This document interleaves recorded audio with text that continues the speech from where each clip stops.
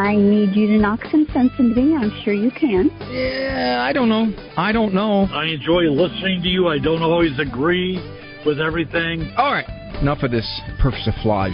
So, you want my question? I'm certainly not going to get myself in trouble by telling you what to do. That makes great sense. Gosh, that's good. Did I overwhelm you with words and wisdom? I've got 7 kids. I feel like I could call you every day. Wait, you're telling me I'm wrong? Yes, I am, Dr. Ray. You just need to tune in to Dr. Ray, honey.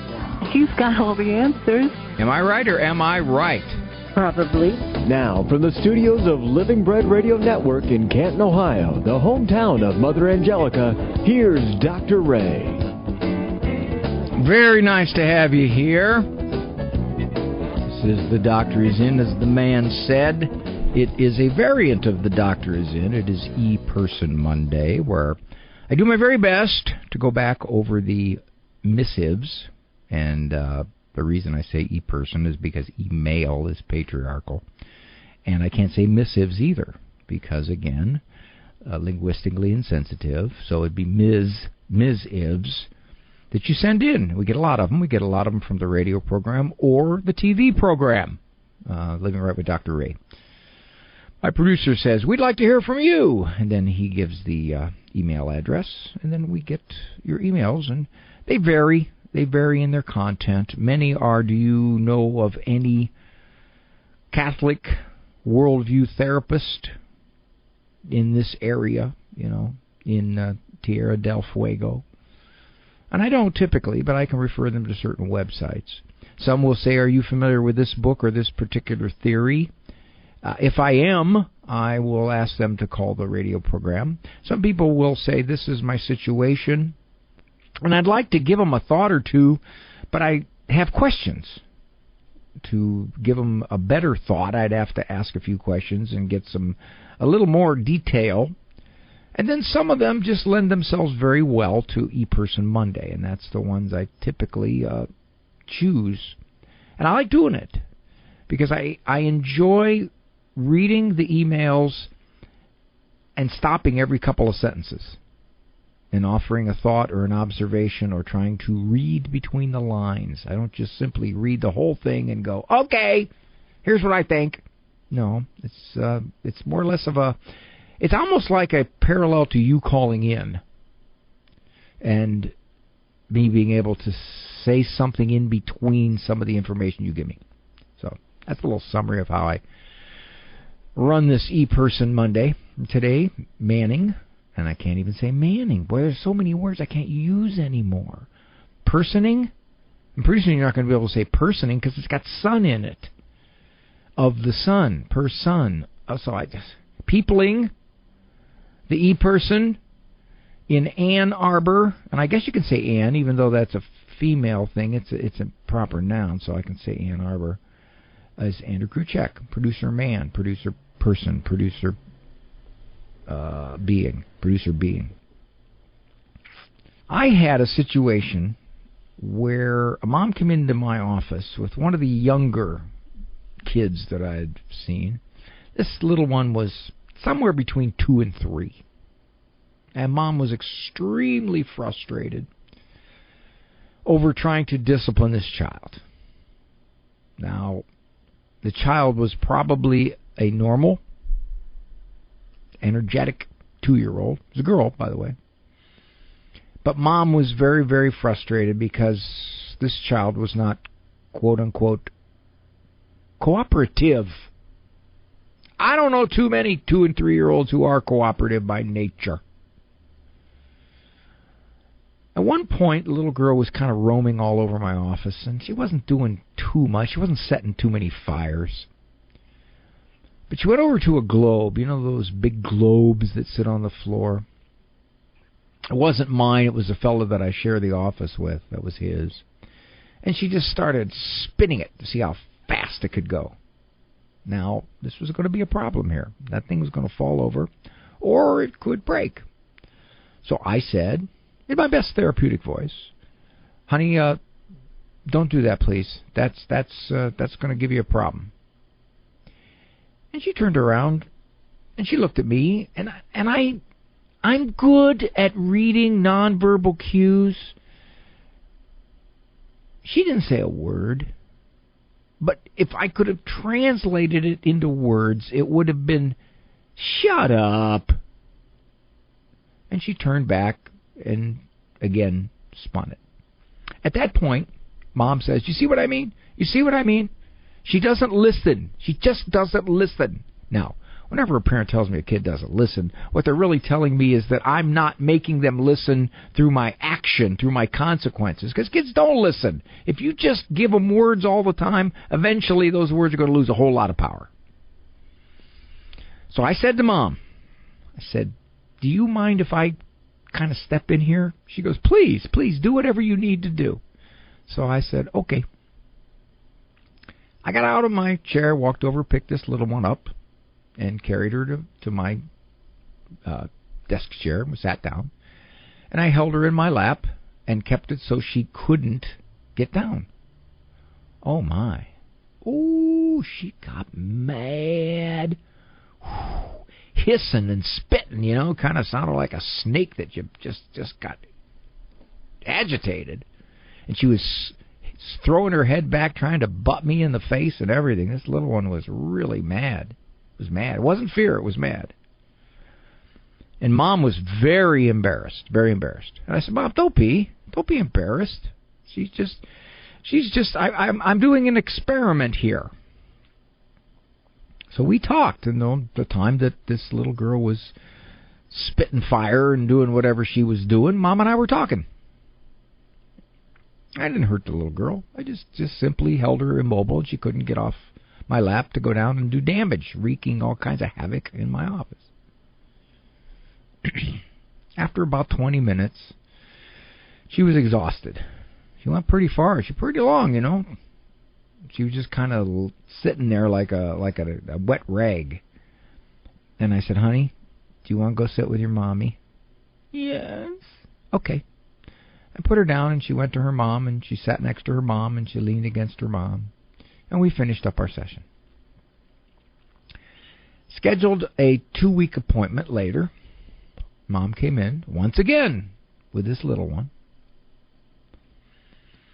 And she got up, went over to the globe, figured, hey, it worked once, ought to work again.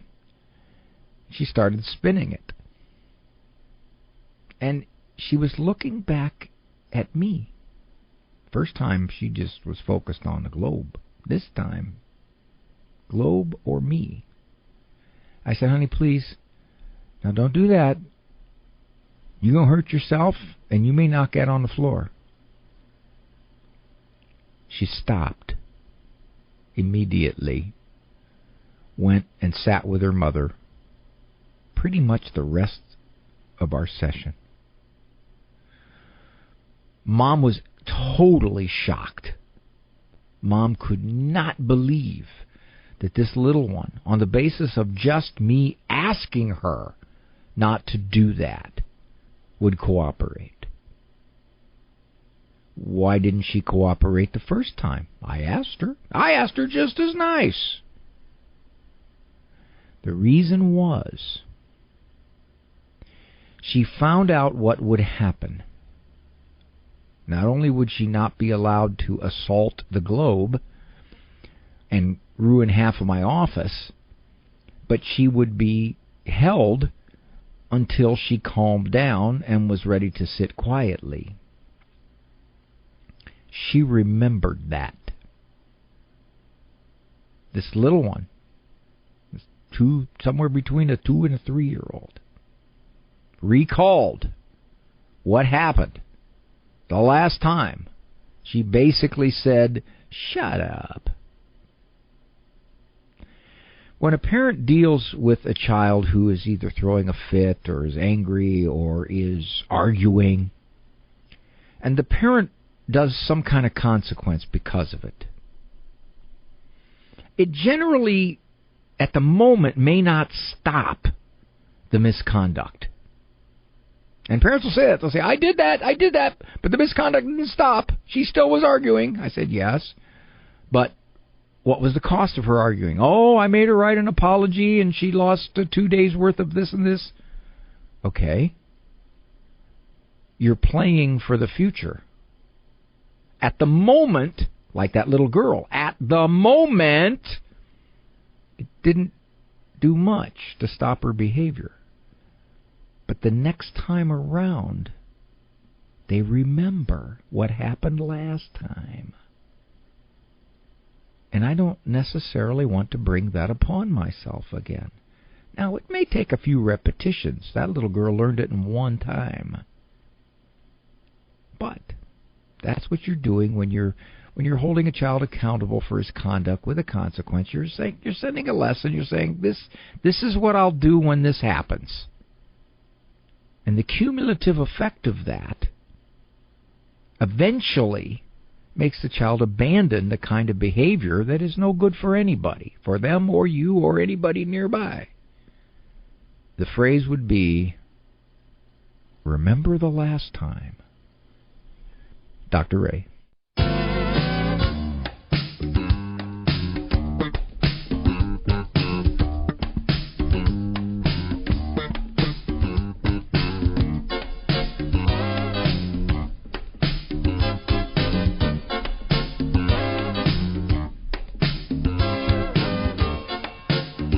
Thank you so much for joining me. Dr. Ray Guarendi here. Program Doctor is in. Variant of the program, E-Person Monday. Dear Dr. Ray, I will be married 14 years. 3 amazing, beautiful kids. Objectively, Dr. Ray, they really are. I don't know how I got them. 2 older girls, 12 and 10, and a 6-year-old son. My wife, when we married, was ardent in her faith. We were best friends. She was meek. I mean that as a compliment. I tested her. I think he means I introduced her with all my sisters and brothers and nieces and nephews and cousins and parents and babies and paperboy and mail carrier. They loved her. Everybody loved her. She had some trauma growing up, but now she has a good relationship with her siblings and parents, although I would think the trauma is unresolved. All right, let me jump in there like I am wont to do. I don't know what that trauma is, but if it was a bad upbringing, not a one-off event kind of thing, you know, an alcoholic parent, abuse, neglect, unstable home life, then that oftentimes shows up in personality development. There was a lot of years of maturation and good teaching that was lost. I see that a lot when I do marriage counseling. If one of the spouses is enormously discontent in the marriage, and I'm thinking, there really isn't a whole lot of reason to be that discontent. What is it? A fair amount of the time, as we probe and poke and explore, we find out that the upbringing was really shaky. At best, it was shaky. And then some of this stuff is coming to the fore. Dr. Ray, for 14 years,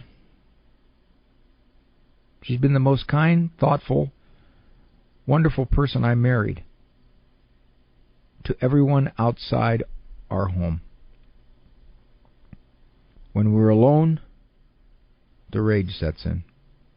Defensiveness, contempt, criticism, no rules apply, all gloves are off, words are sharp and quick as daggers.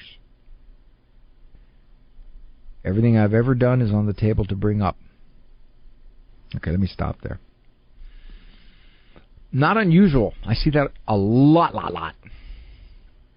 I'm going to be much more agreeable, pleasant, civil, likable outside the house.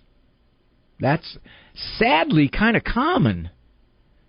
And at home, I simply, there's a couple things going on. One, I don't make the effort because I'm not as concerned about this person liking me as I am all those other people liking me. That's one.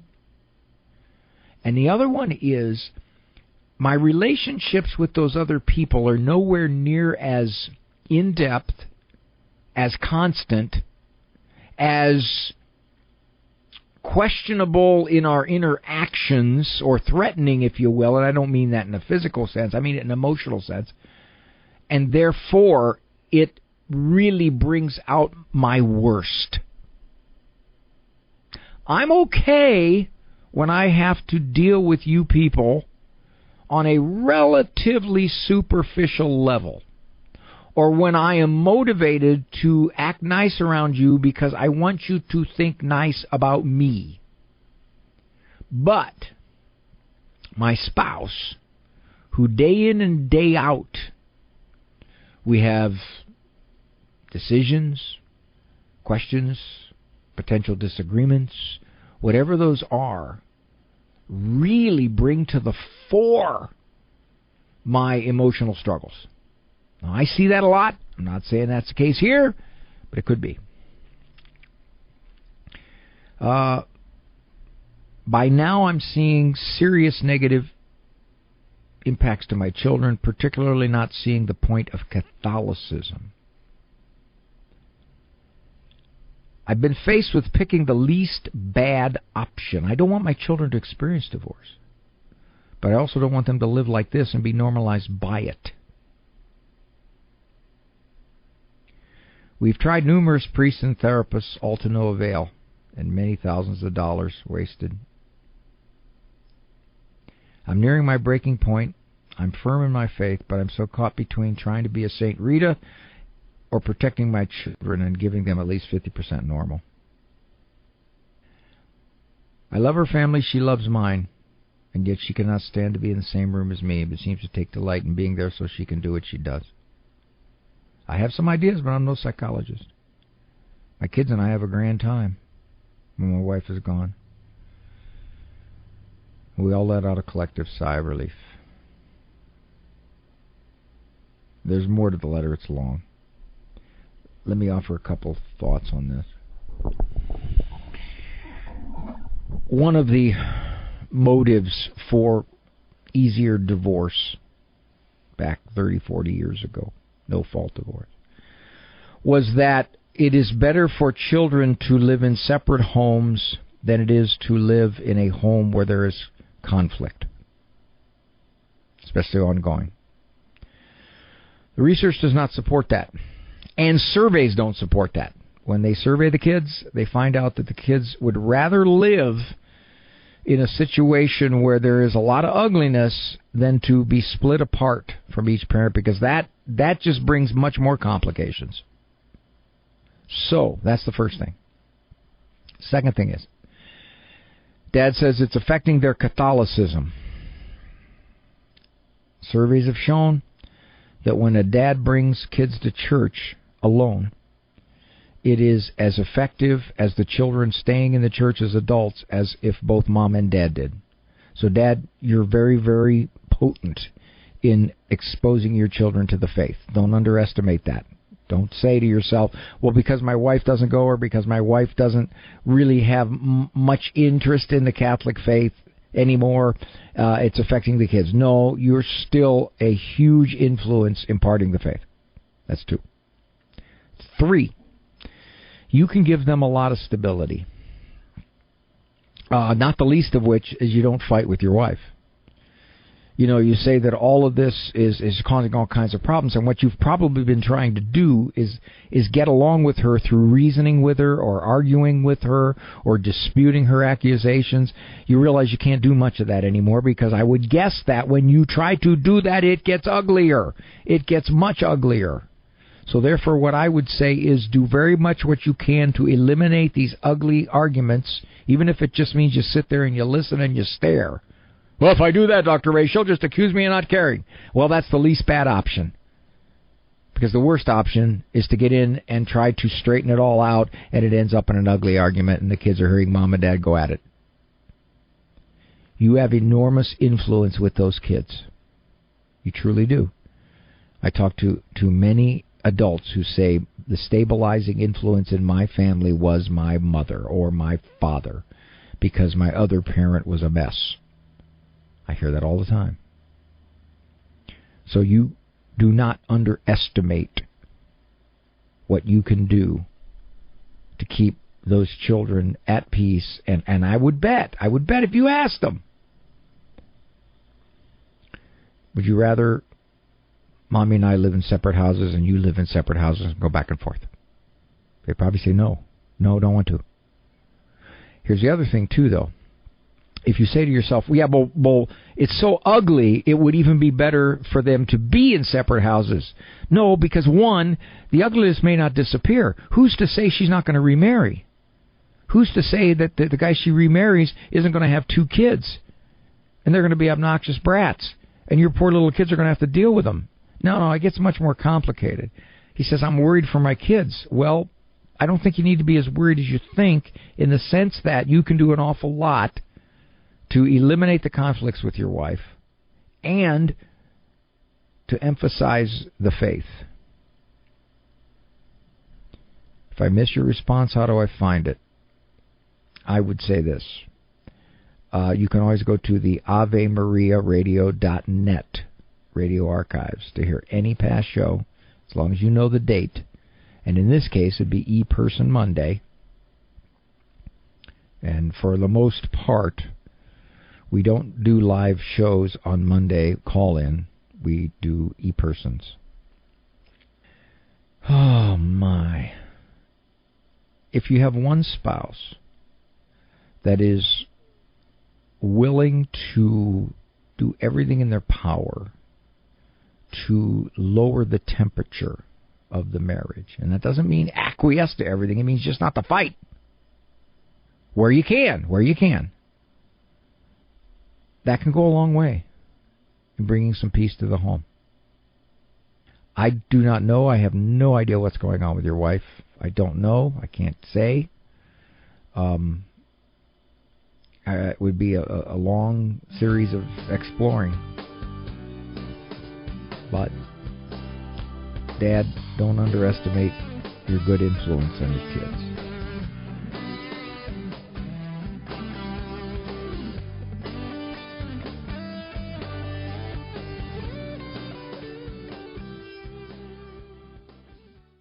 You're about the most exciting thing I have right now.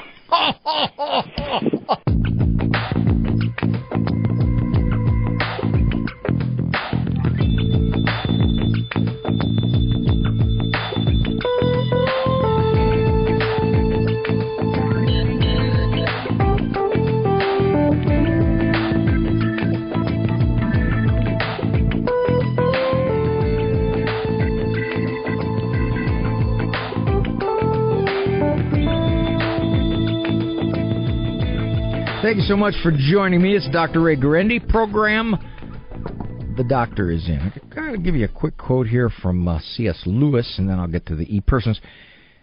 This comes from Mere Christianity. It costs God nothing, so far as we know, to create nice things. But to convert rebellious wills cost him crucifixion. Ooh, yikes. All right. Dr. Ray, I have a relationship with a much younger man, and I am an elderly woman. I don't know what elderly means here. And I don't know how much younger the much younger is. He lost his mother, and it seems like I've taken that spot. I'd have to know why that is. And yet we have a relationship that seems different. More like dating and caring. I receive a lot of put-downs about the things that I do, which are not lined up with his way of thinking. In other words, he seems to project his negative state on me. All right. Now, at this point, that would seem secondary to the age difference. No matter what age he is, if he's putting you down, and you said it was a relationship of caring, I would want to know how you put those two together. Today, I gave him some nice advice about, where am I at here? My phone keeps going dark. Some nice information on somebody in my family who may be returning to church. And he said, what's that to him? And why do I drink the Kool-Aid? Okay, now, here's another thing. You're questioning the age gap, but at this point, you're getting put-downs, and he clearly thinks your religion is ridiculous. More than ridiculous. It's a cult, drinking the Kool-Aid. This isn't the first time, so I think this is possibly his not-so-caring way and not wanting to be with me. Well, that could be. When you say this is not-so-caring way, that's his style, his personality towards you. And the question becomes, well, how much are you going to deal with this? Is there something else attracting you, keeping you in this relationship? All the time. But I don't know who to go to. Not a priest. I just can't tell stuff like this. Especially since there's an age gap. I feel like I would know what you would all say. I say, I'm not saying that. I'm saying the age gap seems secondary to the primary problems, which are he hates your faith and he is quick to put you down. Ooh. Now here's where it is. I knew it. It's just that I have fallen hard and care for him a lot and do many things for him at the drop of a hat, and he's always so charming, but then when he's not charming, I get very hurt. There it is. I would want to know what the attraction is, besides the fact that he may be 20, 30 years younger. And I would also wonder if he's fully satisfied with all the things that you're doing for him, and that keeps him coming back because there's definite benefit to him with all this, but yet at the same time, he doesn't view you as someone that he wants to be emotionally close to. I mean, I can't say that. I'm not inside his head. I don't know. But I don't know if you want to write back, Dr. Ray. I listen to your program daily, but I don't want to speak out loud. If you have a different way of contacting other than this email, I'll be grateful. Yeah, I said a lot more in response to this email than I could have written. I get a lot of emails, and I certainly talk a whole lot faster than I type. But this seems to be a classic, I really, really like him even though he treats me bad. And given that, the question becomes, all right, what do you like about him? He can be so charming. The problem with that is, if we say, yeah, he's really a nice person, unless he gets upset with me. Well, shoot. Anybody can be nice to you when they're not upset with you, or most anybody. It's how he treats you when you're not doing what he wants. And I think the bigger thing for you is, if your faith is central to your life, why would you want to be with someone who thinks your faith is stupid and ridiculous? Huh? I suspect what has happened is that when you first met him, he was very charming, very kind, etc., etc. You saw the very good side of him, and as time has progressed, that wasn't consistent. And you pointed out that you do an awful lot of nice things for him. I ask you this, does he do an awful lot of nice things back? Has he ever been married before? I'm going to assume that you're not divorced. So there's a whole lot of unknowns here. But what is known isn't pretty.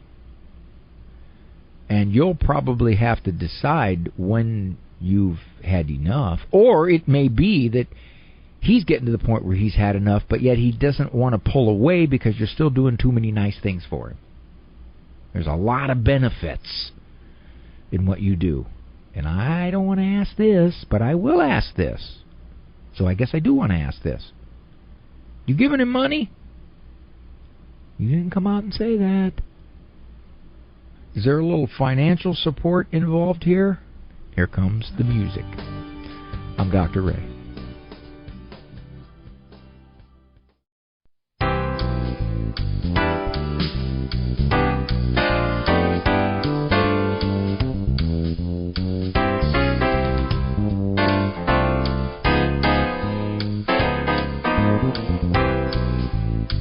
Pleased to have you with me here on The Doctor Is in. Dr. Ray Guarendi. Monday through Friday, the program airs. My producer man is Andy Kruchek. It is a co-production of the Ave Maria Radio Communications Network and EWTN Global Catholic Radio Network. My website, drray.com, drray.com, has all the opening monologues that we have decided merit getting re-aired. Some of them don't. It has speaking schedule. Has the books. There's about 18 books up there now on various topics that you can order. All books are signed. Instagram and Facebook also. Dr. Ray, I have a question or two, so I'm going to look for that second question. First, what you say makes a lot of sense. My experience bears it out. And I've wrestled with these matters most of my life. Okay, I got to read a little further to find out exactly what I said that makes a lot of sense. Here is the way that I've come to understand my responsibility versus my feelings. I can't use feelings as an excuse for sin because they can serve as a conduit for temptation. Well, that's true. I mean, it used to be understood. It referred to it as the passions. St. Paul talks about it. Our feelings can do a lot to push us toward sinning. There's no question.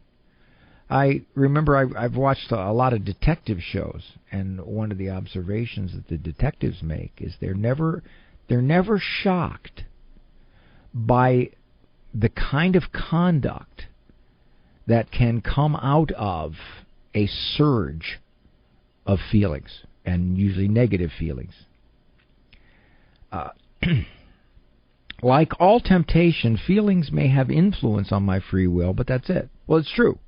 That is true. And I think there's danger in a lot of modern psychology which tends to accept that feelings are an explanation for acting a certain way. I'll see this even among parents. Parents will say, well, you know, she came home and, oh, she was so disrespectful, but I found out later she was feeling really terrible because a couple girls at school were just mistreating her. Yeah, okay. She was feeling hurt. She was feeling upset, but that's not a reason to unload on your parents.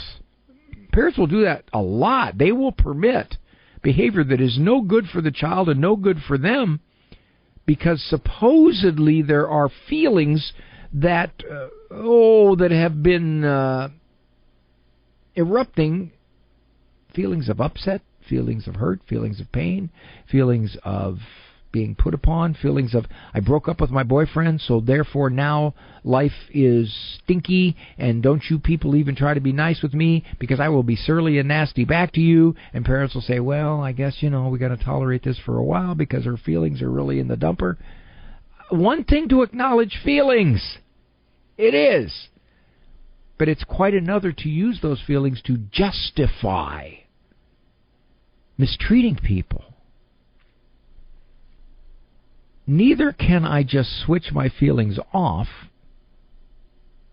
or ignore them altogether. Well, that's true. That's true. Feelings erupt. They happen. Now, much of our feeling power comes from our thinking. How do we interpret situations? How do we look at something somebody said? Well, you don't look at. How do we perceive something somebody said? So yeah, feelings can be a reflexive reaction, but they also have a thought component. And knowing what that thought component is beneath your feeling can make the feeling intense or dampen. Mm-hmm. If an unpleasant... Now, here's this question. If an unpleasant memory keeps resurfacing from time to time, right, now I'm going to assume that this unpleasant memory is something somebody has done to him, right? Because we're in the area of feelings and forgiveness. And I find myself getting worked up all over again about it, while focusing on a task for work, for example. Does that mean I have never forgiven the person or action remembered, as our Lord commands us? Remembering it doesn't mean you didn't forgive it. You got to ask yourself, what does it mean to be worked up? If some of those feelings come back, whether it's hurt or upset or distress or resentment, whatever those feelings are, I think two things might be helpful. One, you don't let them rule you. You don't sit there and say, yeah, that's right. That guy is a jerk. And he does. No, you say to yourself, look out, these things are surging back again. Two, why are they surging again? They're surging again because you're rehearsing the wrong. What was done to you, you say you keep remembering it. It goes beyond remembering it. You're rehearsing it. You're thinking about it. You're dwelling on it. You're pursuing all its fine details. You're putting together a script in your head about what you could have said back and you didn't say it back. When we do that to ourselves, when we recall events or actions that we were hurt by or wronged by or upset by or offended by, we don't just recall them. We rethink them. And it is the rethinking of them that surges those feelings that are basically at the base of the question, am I still forgiving? So, yeah, you can still forgive, but you got to deal with those feelings so that they don't re-swamp you, and then you have to fight yourself again. Although, I will say this about forgiveness. It oftentimes is a recurrent thing you have to do.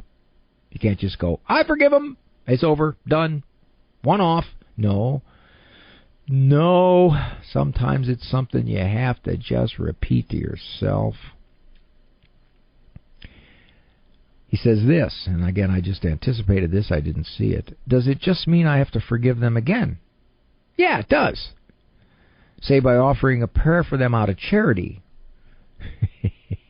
He says, now this is interesting. I had a lot of questions about this one. Which could be the umpteenth time over a span of... not weeks. Not months. Over a span of decades. Oh, man. If you're still drawing this up after decades, you got to say to yourself, what am I doing? Why am I not letting this go? Why am I consciously rehearsing the wrong, which then resurges all these feelings, which I then have to damp down and say, okay, I forgive? Decades? Does that make any sense? Yeah. I don't deliberately go down these memory lanes looking for trouble. Rather, it can otherwise filter in through the noise of an otherwise normal day. Well, it may filter in. It may pop in. But how long it lingers is up to your committed will. It can pop in. Something can just remind you, oh yeah, that person did X. to me. Worst thing ever happened. Maybe. But how long are you going to keep dwelling on that? See, that's the conscious part of it. The unconscious part of it is it can just pop in. All right, that happens. But rehearsing it, dwelling on it, keeping it alive is a conscious act of the will. You got to do it. People will say that. They'll say, it just hurts me, and every time I think of it, I just get hurt all over again. See the phrase? Every time I think of it? It's not a reflex. You're not saying, I thought of it for about 2 seconds. No, every time you think of it, you keep thinking of it. And that's what happens. So, I didn't get to the second question because there wasn't one. But I would say this. If it's been decades and you're still dwelling on it, you got to ask yourself, why am I doing this? Secondly, if it pops in, pop it out. You don't have to stay focused on it. Go back to the everyday activity you were doing. The mind is easy to distract. If I'm doing something, as you phrased it, in the normal everyday course of events, go back to that, because that will take your attention. You have to willingly absorb that memory and think about it to keep yourself occupied with it. Thank you for joining me. I'm Dr. Ray.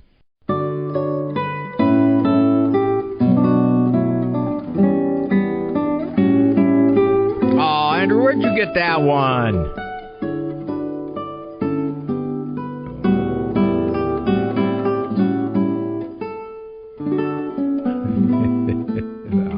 Okay, I'm going to stop it now. Stop, you're making me depressed. Dr. Ray, I am tired of hearing my teenager tell me how out of step I am with every other parent. Sarah's mom lets her date. Tina's parents brought her a car. John doesn't have to spend his allowance on school supplies. I am looking for ways to quiet her comparisons. Well, you can do the standards. Well, we don't run our house the way Sarah's mom runs hers. Well, if Marlon's parents jump in the lake, are you going to jump in the lake too? Those are all the standbys. You're going to get comparisons, Mom. Now, as long as they're not disrespectful, you can just stare at them as if I don't get what you're saying. Or you could be cute about it. You could say, well, I don't know, you want to have Sarah be your mom for a while, a couple weeks maybe? You ever notice they don't ever compare themselves to kids who have it worse as they see it? Mom, Hazel's mother makes her do chores on Saturday from 9 to noon. Boy, I'll tell you what. Why don't you make us do that? Dad, Mario didn't get a car till he was 17. That's kind of the way it should be with me, right, Dad? No. They don't compare themselves to kids who have it worse in their eyes. They seem to know at every moment what other kids can do in the whole Western Hemisphere. But here's the catch on that. If your standards are higher than the cultures, if they're higher than their peer group, their close peer group, you're going to get comparisons. I would say reinterpret those comparisons. Tell your children, well, thank you. Thank you. I'm doing this for you. Now, they're going to probably gag. But there's no way around hearing comparisons, as long as they're not disrespectful now. If they're disrespectful, you got to deal with them. But no way around hearing whiny comparisons if you hold your home to a higher moral standard. You do not go the cultural pace of freedoms, technologically, socially, in every way. You're going to hear comparisons. Because kids think that the consensus is the way to do it. How can all those people be wrong, Mom, and you be right? And in essence, what you're saying back is, they are. And I am. You can't be bullied by it, because what you're hoping is that they understand that your way of doing it is better. They may not understand that. They're kids. They're seeing it through their eyes.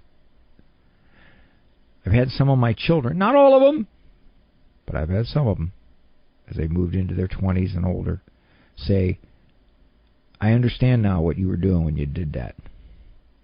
I realize it. Or the ones who have had children have said, okay, all right, I get it. Some of them even say thank you, believe it or not. Now, at the time it was happening, they might know our motive was love, but they still don't like the standard we had or the expectation. So, don't worry so much about stopping them, Mom. Worry more about standing strong against a culture no longer on your side. Thank you for joining me here on The Doctor Is In. And if you walk with God, the closer you walk to Him, the more likely you're going to be different than other people. For information on Dr. Ray's presentations, books, and CDs, visit drray.com and follow him on Facebook and Instagram. The Doctor Is In is a co-production of Ave Maria Radio and EWTN Radio and carried across the EWTN Global Catholic Radio Network.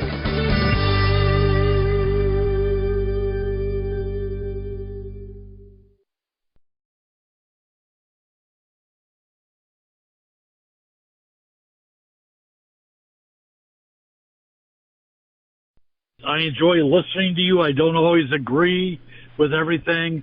Now, Michael, you know if you don't agree, you're wrong. You know that, don't you?